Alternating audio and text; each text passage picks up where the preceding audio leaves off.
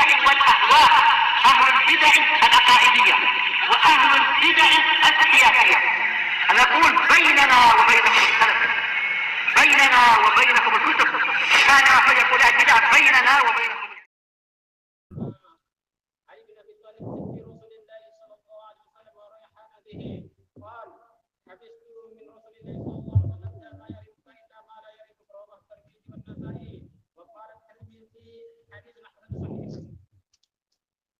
Baik. Oh ya, baca.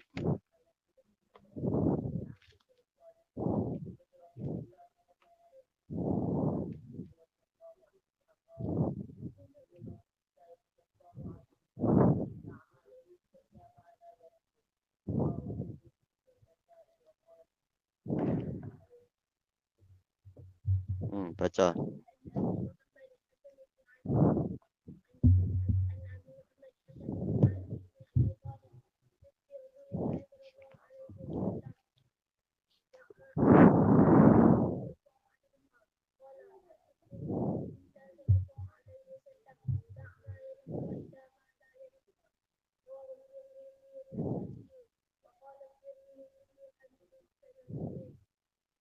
Baik, siapa lagi? Ya, baca.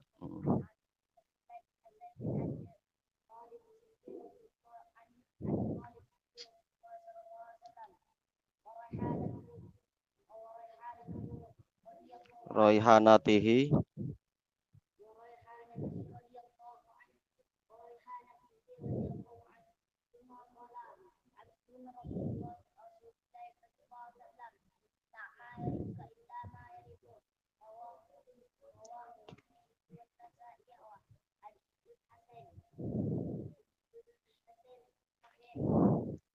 Baik, ada lagi?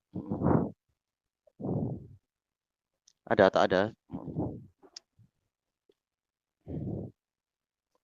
Bismillahirrahmanirrahim.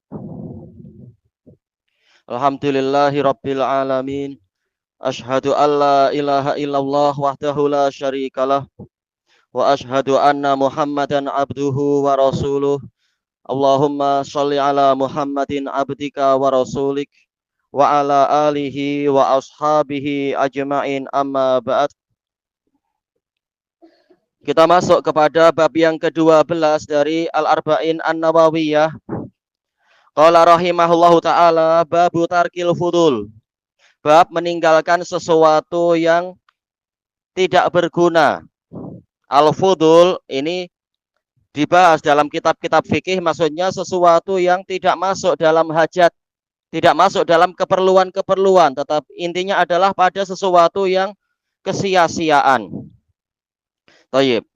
Maka kalau yang sia-sia saja ditinggalkan, apalagi yang masuk kepada sesuatu yang merugikan orang lain, membahayakan orang lain, atau mungkin merugikan diri sendiri, membahayakan diri sendiri dan sebagainya.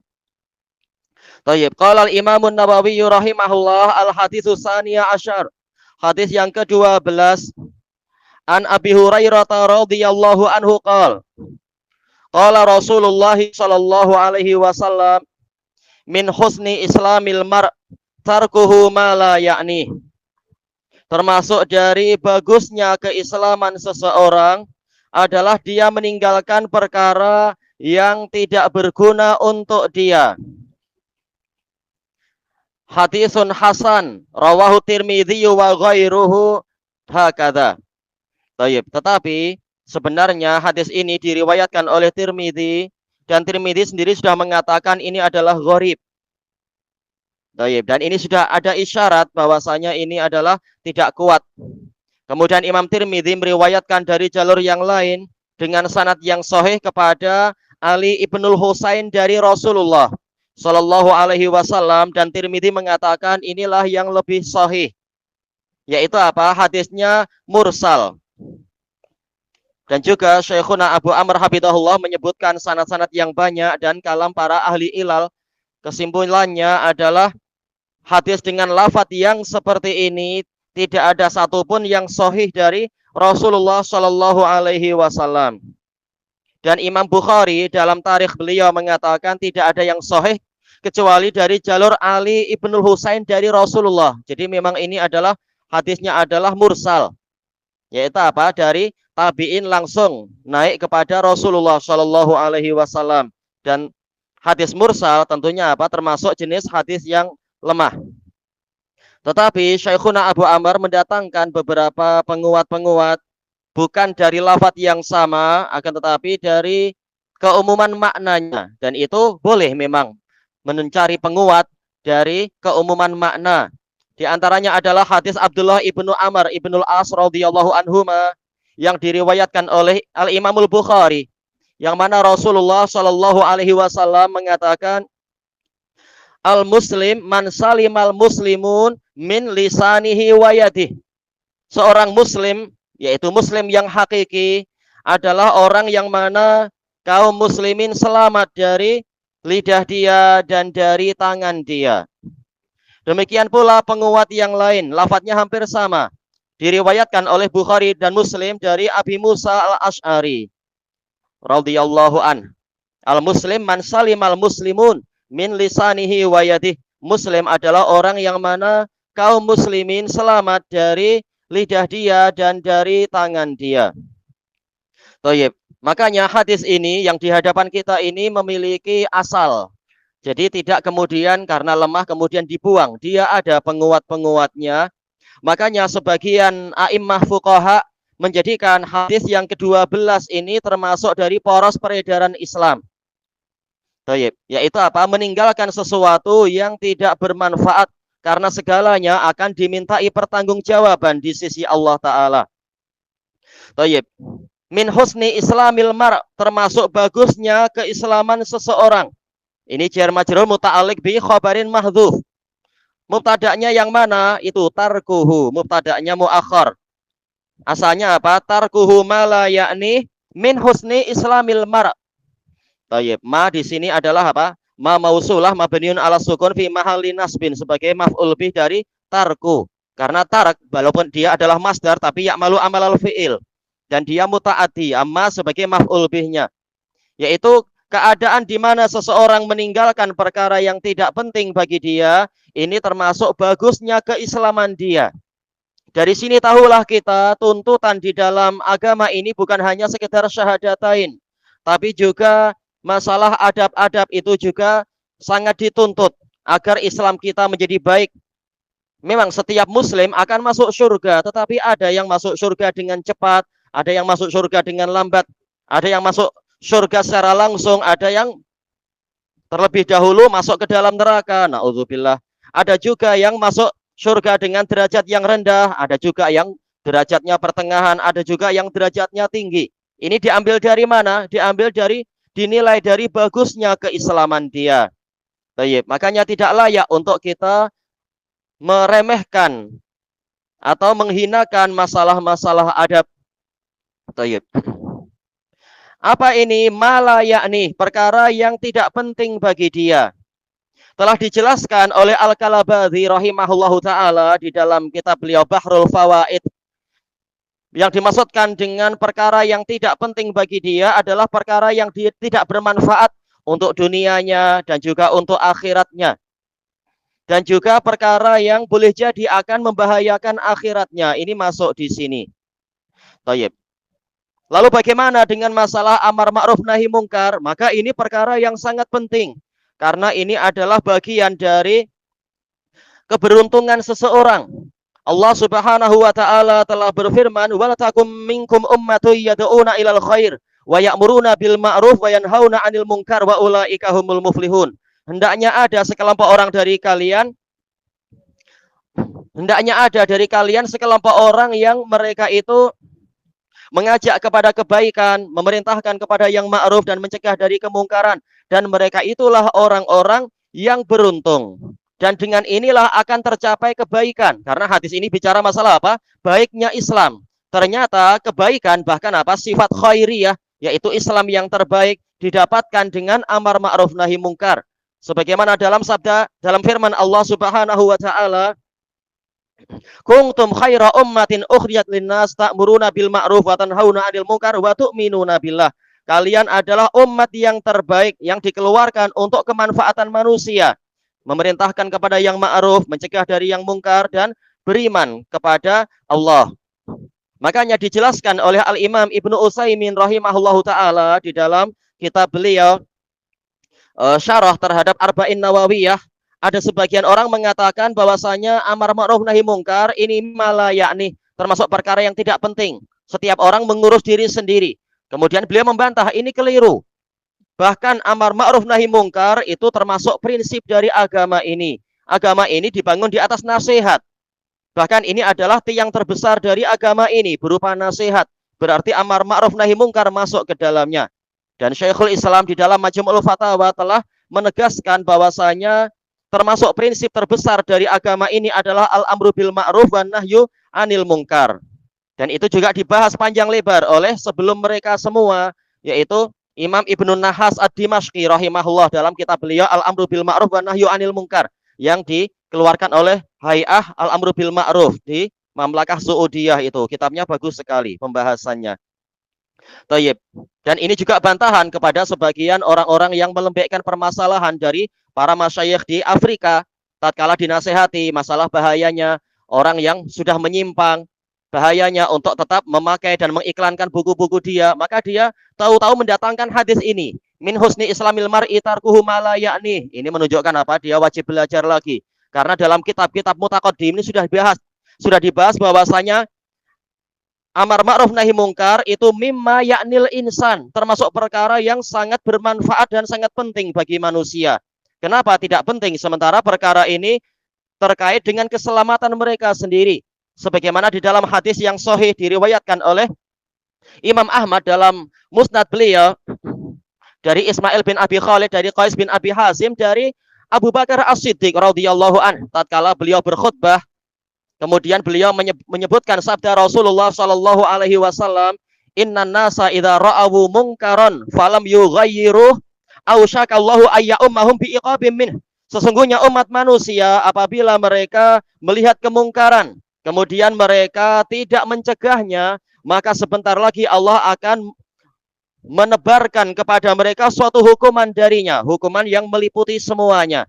Maka tahulah kita bahwasanya amar ma'ruf nahi mungkar ini mimma ya'nil insan, termasuk perkara yang sangat penting bagi umat manusia. Dan juga sebagaimana dalam hadis yang diriwayatkan oleh Bukhari dan lain-lain dari Anda terlupakan hadis, kalau tidak salah siapa, Abi Musa al-Asy'ari radhiyallahu an, yang mana Rasulullah SAW beliau menyebutkan masalul qaimi bi hududillah wal waqi'i fi kamasali qaumin istahamu fi safinah.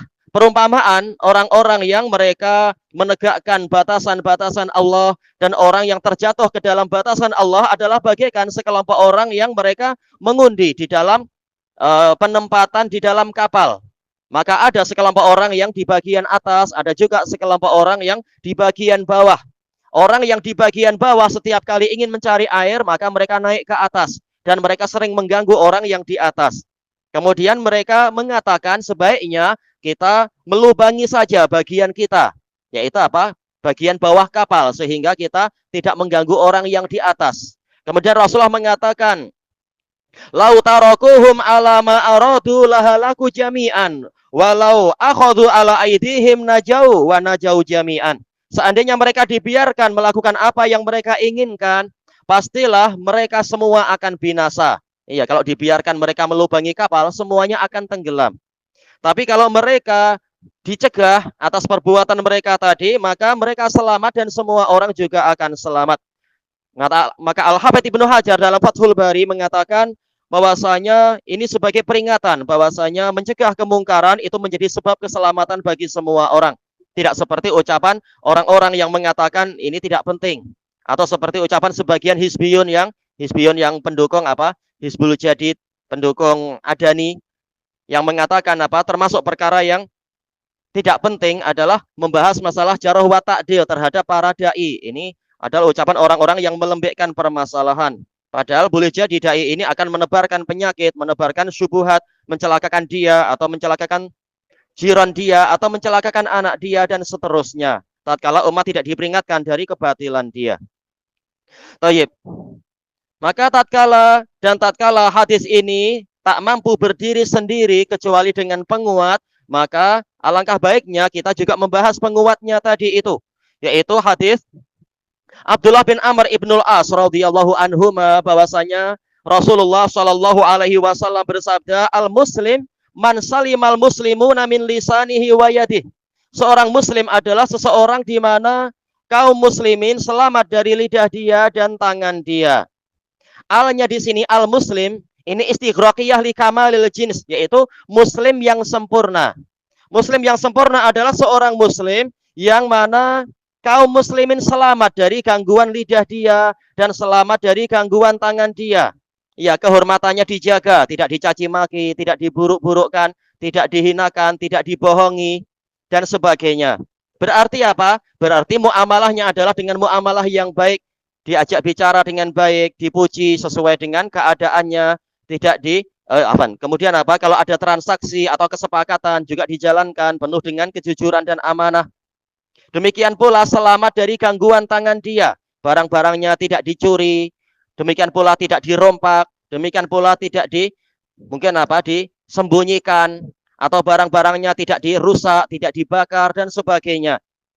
Baik, demi apa ini? Demi keselamatan.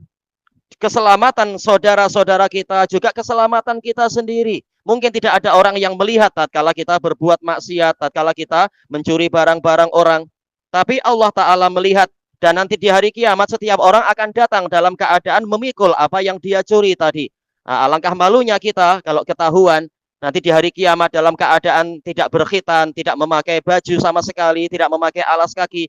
Tahu-tahu ada yang memikul kereta karena dulu pernah korupsiin kereta. Atau ada yang memikul tanah karena pernah merampas tanah orang lain. Atau ada yang memikul, apalagi ya, kalau yang memikul bikhu, celaka sudah, berat sangat itu.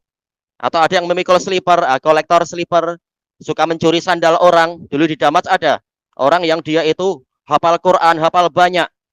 Ternyata apa? Dia kolektor slipper orang lain. Dalam satu santoh penuh dengan slipper orang lain. Na'udzubillah. Ternyata apa? Dia suka mencuri punya orang lain. Padahal tidak perlu, kaki dia cuma 2. Untuk apa slipper berpuluh-puluh? Tapi ini adalah apa? Penyakit. Suka mengoleksi barang orang lain dan itu adalah haram. Nanti di hari kiamat dia akan memikul itu sandal-sandal orang lain. Demikian pula yang mungkin apa? Suka mencuri jam tangan, atau mungkin mencuri buah yang tidak diizinkan dan sebagainya. Nah, yang seperti ini juga akan masuk ke dalam bahaya. Kalau tidak dimaafkan di dunia, di akhirat dia akan memikul apa yang pernah dia curi itu. Allah Ta'ala mengatakan, wa may yaghlul ya'ti bima ghalla yaumal qiyamah. Barang siapa mencuri, al-ghulul di antara maknanya adalah pencurian. Bukan hanya sekedar mencuri barang yang belum terkena pembagian ghanimah.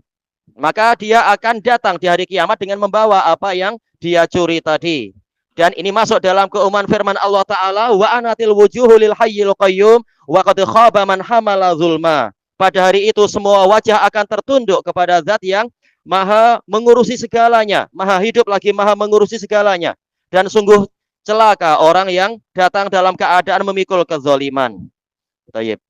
Ini semua masuk ke dalam perkara apa? Kebaikan Islam. Jangan mengganggu orang lain dengan lisan, jangan mengganggu orang lain dengan tangan dan kakinya. Juga apa? Jangan melakukan perkara-perkara yang tidak bermanfaat.